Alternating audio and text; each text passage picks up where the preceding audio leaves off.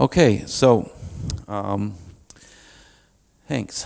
I'm a technical person, and I'm giving what's really a management talk. So what is it about? I'm going to tell you who I am, why I'm here, what's the problem, a little bit of the challenges of doing this kind of stuff, and some of the results so far. There's a document involved, and then you're going to tell me, I hope, how to do it better. Okay. So who am I? I'm a serial entrepreneur, garage entrepreneur, permissionless innovation. I've been involved in the IETF for 25 years. I have written about 20 plus RFCs at this point. Built IPsec implementations over a bunch of years. Worked at some fabulous semis years and years ago. And mostly what I do is I write IETF standards documents and I implement them at the same time. So we have a motto at the IETF about we believe in, we don't like kings and voting and this stuff. We believe in running code and rough consensus. So metrics, famous quote, which is usually on the internet attributed to Elia Goldratt. Tell me how you will measure me and then I'll tell you how I'll behave. And he has a bunch of books, and I highly recommend them. And there's actually some recent people who've done some books. He died, actually, who've done some books in the same style. And I'm going to tell you, these are really, really good books if you haven't read them, and they're novels, okay? These are the adventures of a business person who, learns some interesting facts along the way. And in these books, that's where the quote comes. And in these books, actually, he attributes the quote to... I forgot his name, Deming, okay, famous, Japanese American who went to Japan and, rebuilt their system in Kanban. But it's interesting, I can't find any evidence that he actually said that. So it's kind of an interesting thing that everyone says he said it and he says it, someone else says it. That's the nature of internet quotes. But I'm not really tired about talking their books. I'm here to talk about my document. It's presently being considered as an Internet Research Task Force, which is a research aspect of the IETF, to be adopted. The thing that I need from you guys is I need you to read it. I'm hoping to entice you to read it. I'm hoping to entice you to tell me, there's the QR code that you can scan with your phone to get to it. And you'll also see the slide at the bottom of each one because it has the URL as well, so that you have no excuse there, and I'll put the QR code up at the end to get there. So this is a little bit of what it looks like. I was told that after I wrote a couple of versions of the document that what I was actually producing was a taxonomy of things. And it's about manufacturer-installed keys, about trust anchors, about things like this fellow's post-quantum RISC-V processor, with a secure boot needs one of these built into it, okay? And, cryptography, that solves everything, right? We can just go home, we do some cryptography, just got to pick the right algorithm. If you get that pesky stuff done, it's all over, we're all secure, right? Yeah, it's just doesn't really work that way, alas, okay? So here's an interesting thing, and we talked a lot about supply chain trust, and there's cryptography involved here, okay? So let's say this thing shows up in your schoolyard, okay? It's the original Coke machine, which is, the original IoT machine was a Coke machine, right? And it shows up, and you're the principal, and you're like, what in the world is this thing, and how can I trust it, all right? So, you got all sorts of questions that you want to answer, right? Like, maybe there's microcontrollers that control the refrigerant, and what if they screw up, and what if it's really an attempt to poison all your students by exposing them to CFCs or something like this, right? What if the arms flail a lot and kill some kid? Like, are there protections? Are there radar?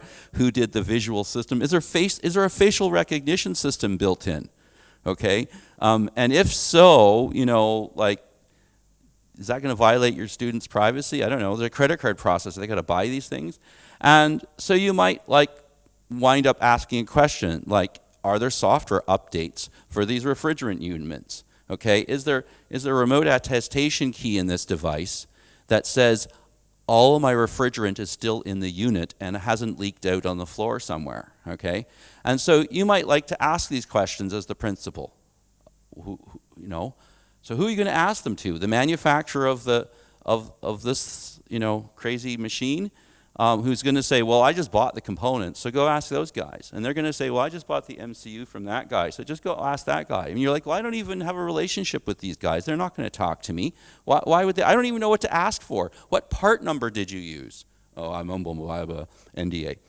Okay, so I mean, what's going on here? Like, there's a problem here, and supply chain people are just getting to the beginnings of this as they try to do this, and they discuss, for instance, in other things about how much of the supply chain is confidential or not. Okay, so yeah, all right. So a little bit of pictures. So typically kind of happens, right? You have a private key in a device, and you have a private key over in the headquarters, okay, and it signs something like, say, a software update. We talked about that in a talk this morning. So you can do some things like this. You can put that private key into a secure element, into a trusted execution environment, into a TPM. There's a whole bunch of solutions to make that one secure. And over here, you can put it into a hardware security module. They cost about $20,000, the cheaper ones. The more expensive ones, you know, they just say call for pricing, right? In other words, if that one's not good enough, let's have a conversation, you and I, because clearly, you know, there's some money to be made here, right? So you don't even know how much it's going to cost. So if you're doing it right, you're probably going to do something a little bit smarter. You're probably going to set up a trusted CA with a key, and you're going to have a subordinate certification authority that you use kind of on a daily basis. And you might ask yourself, what is this even called when we do that? I mean, it's all over the CAB forum, and you see this, you know, in diagrams from Let's Encrypt and stuff like that, telling how they're going to rotate a new one out and a new one here and this kind of stuff, and it will happen in this particular time. And you may notice that when it did happen, a whole bunch of older Apple devices died last year. But we don't even know what this is called, right? How many public and private keys are involved? What if I add a layer? How do I count them? That's what my document is about, okay? Even more interesting, so there's a software update trust anchor, and so that winds up, does that work? Yeah, you can, I don't know if people remotely can't see me do the point at the screen, but here's a public key that we embed in the device, and it's got some relationship to some certificate that probably this thing has, and if you lose this key, you can't assign software updates, and then you recall all of those machines. Right? So you thought it was bad, you know, when the Teslas with the key problems had to be recalled. Well, now, you know, they screwed up. It's really even going to be more expensive when you suddenly have to recall every refrigerator or something like that. Or just no longer run trusted code. That's another possibility, okay? So who has access to these keys? You'd like to know that. What if those people get wiped out in a tsunami? Like, what happens next? This morning someone said, you know, does everyone know that the CEO keeps the key in a USB key in a second drawer of his desk? Okay, well, that may be fine, but the CEO gets wiped in a tsunami, well, there's a problem. Or nobody knows that's where the key is, right? So clearly that's not an acceptable solution. So you need to do more. So what happens? What's going to happen? Oh, I can't tell you now, right? So you know that information, particularly think about it for a moment. Let's say you do Shamir secret splitting and you divide your key up into n pieces, right? So there's some algorithms and some good math you can do that. And I think it's post-quantum secure too, I think. I don't see why it wouldn't be. But anyway, you do that, you divide it up into 5 pieces, and you say, I need 3 pieces to be present in order to reassemble the key. So that's a 3 out of 5 thing, or K of N secret. You get the right 3 people in the room, you can reconstruct the key even though the CEO is dead, and there's 5 possible people that can do that. Do you think the company should disclose who those people are? I'm not sure. Right? Like, do you think that the company, okay, so we've agreed that you're not going to do that. Do you think those people should live in the same city? No. Well, if fewer than 3 of them live in the same city, and we have a pandemic, how will you rebuild your key? Right? Because for 2 years, people couldn't travel. You would have a problem. What would we do at that point? Okay, do you think the company should disclose 3 out of 5 was their formula? No. Right. So how does that principal going to find out whether in fact the key is stored in the CEO's desk, or in fact they have a system of some kind that does something? That's the question here. And the answer is probably that they're going to hire an auditor, and the auditor is going to sign the NDA, and the auditor is going to have to produce some results that say something reasonable. This is what I found, without disclosing the names of the people, without disclosing maybe even the 3 of 5. Maybe this auditor can say 5 minus 3 is 2. Is that an acceptable? Could the company publish 2? Because that could be 5 out of 7 or 7 out of 9. Could be something, and they say we have a redundancy of 2. We can lose 2 people. That's our bus count. 2 people can get run over by a bus, and we're still in business. Lots of HR people know that number, right? They know exactly what their bus count is already, and we're still okay. You might even disclose the question, how many continents are involved, okay? Business continuity. You think about that problem, okay. So, about the document. Document tries to deal with these things, okay? So the first question is, what was this architecture called? Well, so here is a diagram, a different organization of what we're going to call a 1, 2, 3 level PKI. The other choice, by the way, 0, 1, 2. Okay, arbitrary choice. I asked a lot of people. I preferred to call it a 2, but a lot of people said, yeah, but that means that the self-signed cert is a PKI of level 0, and I thought that sounds perfect. It's not a PKI at all because there's no infrastructure. And people said, yeah, but managers will be confused. Okay, so this document says it's a 1, 2, 3 level PKI, and you might like a 4 level PKI, and there's reasons for that. But the point is that's probably a number you can publish quite reasonably. Okay, you could say identity PKI level. How deep are the ID of certificates that are issued? Okay, so I can say 3. They are in there. Identity time limits per subordinate. So for instance, how long do I use this one before I throw it away and use this one, right?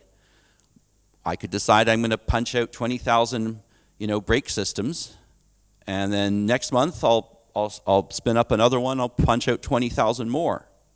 Okay, why does that matter?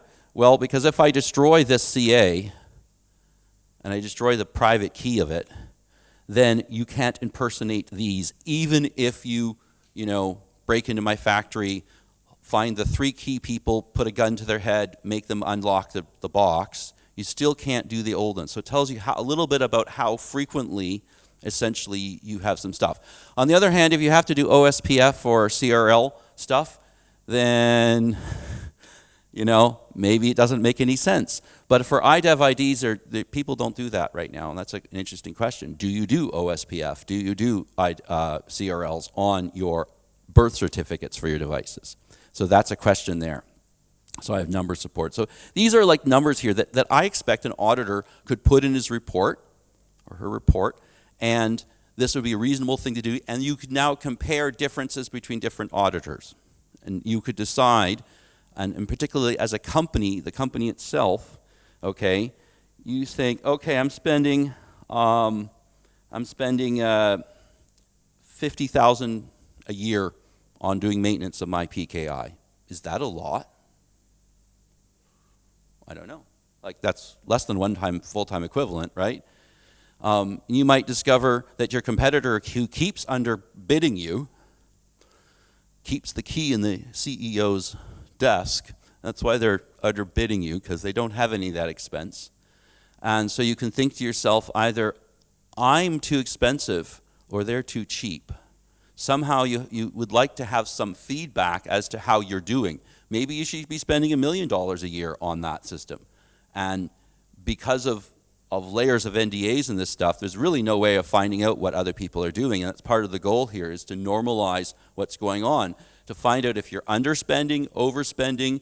Maybe you've built a Cadillac system and you're supplying, it turns out all your CPUs go into, G.I. Joe dolls, and the overall effect of compromising them is probably none, right? Maybe the key in the CEO's desk is the right answer.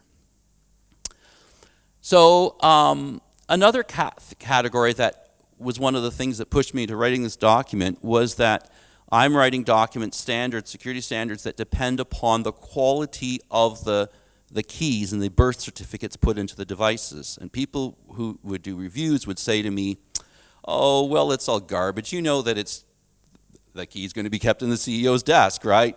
And it's going to be available to anyone who needs it. So really, all of your PKI stuff is all rubbish. So that means the rest of your protocol is rubbish. And I'd be like, no, but not everyone does that. And they were like, prove it. I'm like, but NDAs, right? So even if I knew and could give you an example, I had an example, I couldn't tell it to you, and I couldn't put it in my document, which means we have a problem. Okay? So that is a question.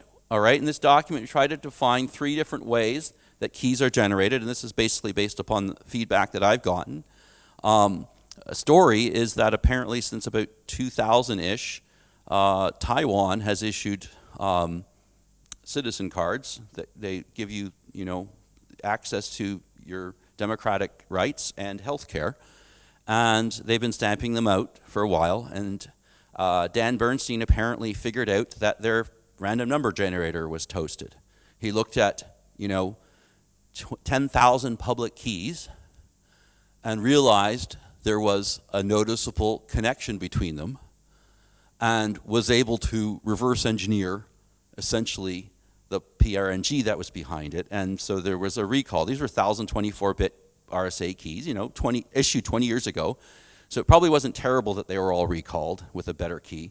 But the fact of the matter is that these were keys that were, in fact, that's the wrong button,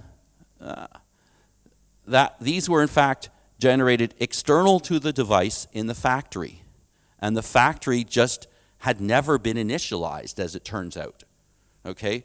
Power failure, I'm going to guess, it didn't affect every key ever, but I'm going to guess power failure, power came back on, they turned the equipment back on, no one noticed that you needed to type in something random in this box. So it started from 0, and it ran that way, and then someone put a UPS on it, so it never changed again. I don't know what happened, but the point is that something happened, and knowing that they were there, there's some new methods, for instance, called threshold methods, which basically says you generate a key internally, you generate a key externally, and then through the magic of the fact that ECDSA points are transitive and additive, you add them together and you get a new point. And the cool part about it is that when you do the same thing when you do this for the private keys, the same thing occurs for the public keys.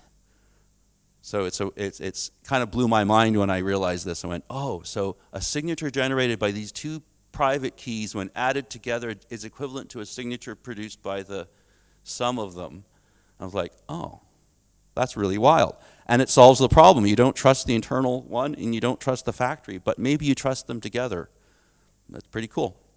CPU makers are putting 256-bit seeds into their laser fused into their CPUs.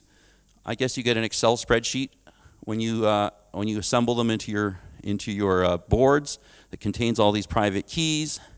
And as a result, you can use that seed to generate a private asymmetric key, and you can do it internally and externally without having to communicate between the two. So that's in the document. And now you have a name for it. We have a name for this, and the auditor could say the Mattel Barbie dolls were generated by CPU provision seed. Okay, cool. So I talked about this already. I jumped ahead. I don't actually know what to put in this, and that's why I asked you questions, right? I don't know what to put in here. I'm pretty sure from the shakes of my head that I know nobody should list the people involved, but it could be that actually that's a confidential report to the board of directors, who's involved. That may be important. But knowing the board of directors maybe also should know that it's 3 of 5 or 7 of 9 or whatever the formula is going to be, and how many continents are involved. So that to me is one of the questions, like, could you reconstitute your company on a different continent, right? Doing something like having a 3 of 15, that sounds crazy, until you think there's 5 continents. I can put 3 people in each continent that could get together and arrange business continuity of my company, and they wouldn't have to leave their continent, which means they're probably pandemic safe. I can keep running my company from a different continent even after that's happening. Think, well, why does that really matter? Well, I don't know. What is it? You may be making something critical that really has to continue, and if it doesn't continue, there's going to be consequences. Okay? And I think this is also interesting. I think that private keys, I think we're going to lose access to them far more often by misadventure, far more often than we will by malware. Okay? Because we're kind of clueful enough, like, oh, don't put them in this place, whatever. Keep them in the back of my shoebox and in my back of my dresser where they're air gapped. But my house burns down, right? Okay, it's going to happen to us individually very often, and we have to think about that question as well. I talked about this already. Do we reconstitute? So one of the ways also with an HSM is you can have continuous backup from one site to the other, and there, and you might not need an HSM. It might be enough for you to have literally. I used to have a 286 in the corner with booted DOS, and that's when PGP key was on. And when it stopped working, that's when I realized I needed to put it on a CD-ROM for a different computer. And that might be enough. Like, that literally might be enough to have a computer in the back, and I think that's an acceptable answer, right, for that. And that's what the DNSSEC root key is. Some of you heard me talking about drilling out safes, but the thing they pull out at the end of the day actually is a PC with no hard disk, a laptop with no hard disk in it, and they boot it up with a CD, and that's their HSM, sort of, their controller. So the ultimate goal is that when the auditor comes to look at the elephant and they look behind the thing and they discover it's really an elephant, they may not be able to tell you it's an elephant, but they could tell you it's a mammal with 4 legs and a long trunk. And they might be able to tell you as to the quality of the tusks, okay? At which point you're like, that's great, because that suffices for my security needs. And when I go to my next vendor, they say, yes, it's a short animal, 4 legs, no tusks. And you're like, no, it's not an elephant, I don't want it. I don't want that product. So that's really about it. There's the QR code again. And I'd love to take questions.